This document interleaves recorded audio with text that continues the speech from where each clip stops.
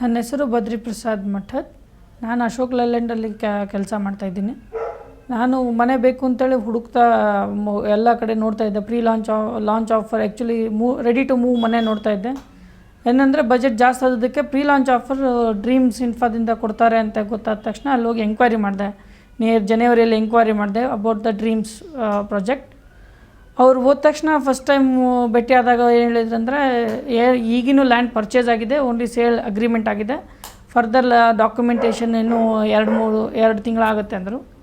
ಆದರೂ ಇರಲಿ, ಒಂದು ಇದು ಮಾಡಿ ಫೆಬ್ರವರಿಯಲ್ಲಿ ಅವ್ರಿಗೆ 1 ಲಕ್ಷ ಅಡ್ವಾನ್ಸ್ ಕೊಟ್ಟೆ ಫಸ್ಟ್ ಇನಿಷಿಯಲ್ ಪೇಮೆಂಟ್ ಅಂತೇಳಿ ಬುಕ್ ಮಾಡಿದೆ. ಅವ್ರು 15 ದಿವಸ ಅಂಥೇಳಿ 1 ತಿಂಗಳ ಬಿಟ್ಟು ಅದರದ್ದು ಲ್ಯಾಂಡ್ ಡಾಕ್ಯುಮೆಂಟ್ ಕನ್ವರ್ಟೆಡ್ ಡಾಕ್ಯುಮೆಂಟ್ಸು ಕೊಟ್ಟಾದಮೇಲೆ ಅವರು ಇನ್ನೊಂದು ಅಪ್ರೂವ್ಡ್ ಪ್ಲ್ಯಾನ್ ಬಗ್ಗೆ ಕೇಳಿದಾಗ ಅಪ್ರೂವ್ಡ್ ಪ್ಲ್ಯಾನ್ ಇನ್ನೊಂದು 15 ದಿವಸ ಆಗ್ತಂತ ಹೇಳಿದರು.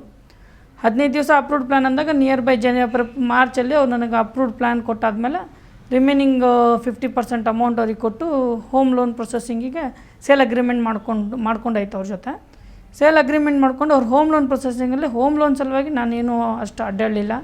ಒಂದು ದಿವಸ ನಾನು ನನ್ನ ವೈಫ್ ಹೋಗಿ ಅಲ್ಲೇ ಕೋರಮಂಗಲ ವೈಟ್ ಫೀಲ್ಡಲ್ಲಿ ಹೋಗಿ LIC ಆಫೀಸ್ಗೆ ಹೋಗಿ ಒಂದು ಸೈನ್ ಮಾಡಿ ಬಂದಿದ್ದಷ್ಟೇ. ಅದು ಬಿಟ್ಟಾದಮೇಲೆ ಅವತ್ತು ಒಂದು ಸೈನ್ ಮಾಡಿ ಬಂದಿದ್ಬಿಟ್ರೆ ಉಳಿಕಿದ್ದೆಲ್ಲ ಡ್ರೀಮ್ ಇನ್ಫಾದವರೇ home loan processing team process the loan.